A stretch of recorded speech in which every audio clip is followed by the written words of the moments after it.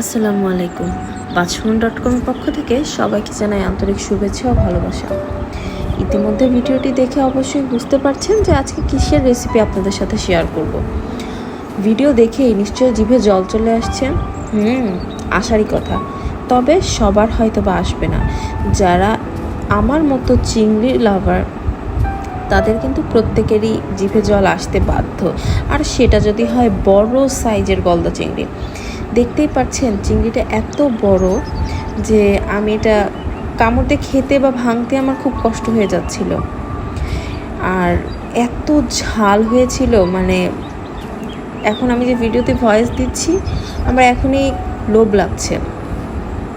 তো আর কথা না বাড়াই, চলেন রেসিপিতে চলে যাই।